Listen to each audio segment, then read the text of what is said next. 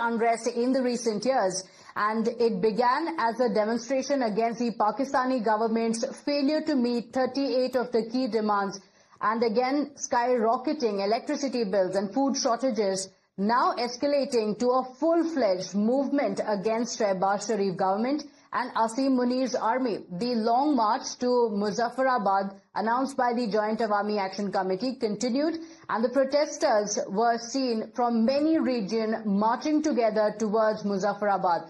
In violent clashes that broke out, 10 people, including 3 police officials, were killed on Wednesday, and over 50 civilians were also injured. The Awami Action Committee has also named Pakistani Army officer Brigadier Fek as one responsible for ordering the forces to open fire on the civilians during the demonstrations. Let's get you breaking updates now coming in as the unrest continues. There is outrage in Pakistan over the police storming Islamabad Press Club and assaulting journalists. More breaking updates now coming in. A strong condemnation erupting after Islamabad police stormed the National Press Club and allegedly assaulted journalists.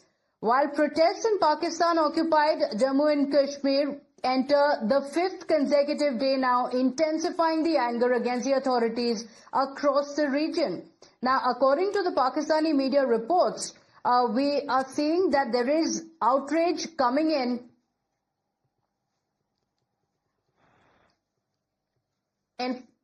In fact, according to the media reports, the lawyers community were also staging a peaceful protest at the press club when the protests broke out and the violence began. My colleague Sahil Sohail is joining us on the broadcast with the details. Sahil, what are the details? We're told that the Human Rights Commission of Pakistan has also issued a sharp response. What are the details of what happened?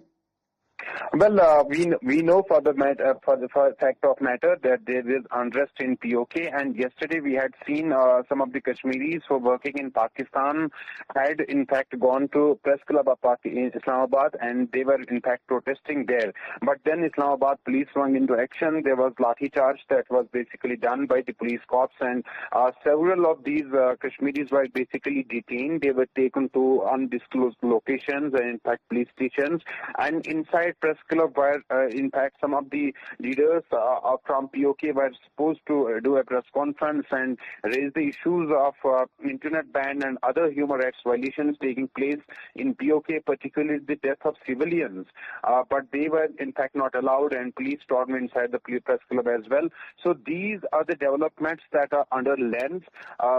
We speak about POK. There is in fact unrest from last 5 days. So many civilians have been killed, injured, and they are also alleging that treatment was not being in fact provided to those injured in the hospital that are under the control of POK administration and Pakistani government. Pakistan government had also sent federal police corps and rangers to in fact POK, and then they in fact fired upon civilians. Innocent protesters were just demanding for their basic rights, including free ration and other in fact necessities. But the human rights violations were committed by the Pakistani forces in POK, and it's that in fact the subject which is being highlighted by the Kashmiris who are there in Pakistan, and they tried to highlight it yesterday in Islamabad Press Club as well, but police and other security agencies swung into action. They did lathi charge, and in fact they were detained, and that's why the Human Rights Commission in Pakistan has also in fact taken strong note of the developments that are unfolding in POK.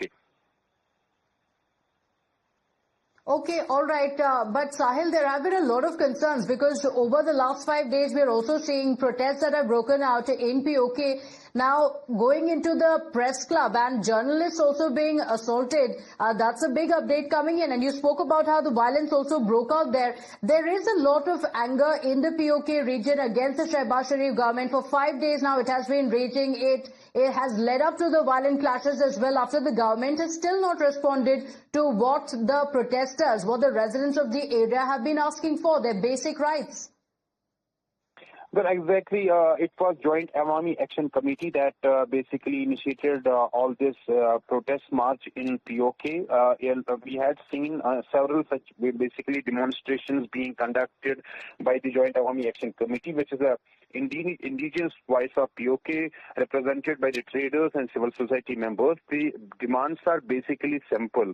They're demanding basic human necessities, and they're protesting for that. It was, in fact, 29th of September when this association or Awami Action Committee announced a lockdown. But in that lockdown, the Pakistan responded by sending additional troops to the region, and they, in fact, opened fire on protesters on Neelam Bridge.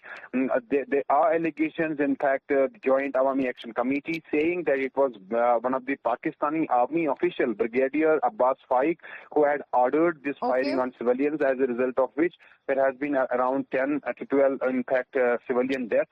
And that's now the situation started, in fact, going out of control. And civilians, basically, there in POK are simply demanding that they do not want this Pakistan or POK administration control over the territory now. Yes, and is it wrong to ask for these basic rights? Do stay with us, Sahil. We have Ambassador Ashok Sajjanar also on the broadcast with us. Good morning and thank you for joining us, Ambassador. There have been protests ongoing for the last 5 days, and POK in particular, they've been protesting against the Pakistan government for a long time now. And now another update coming in is of the violence that broke out with even journalists being targeted. No, absolutely. I think you're very right when you say, both the comments that, number one, this has been continuing for 5 days. And of course, these protests and demonstrations in Pakistan-occupied Kashmir, they've been going on for a long time, for many, many years. But I think this is the intensity and the energy of the protesters and the demonstrators is unprecedented. And also the response, about... I'm told 3 policemen have died, and many innocent civilians have also been killed in this firing.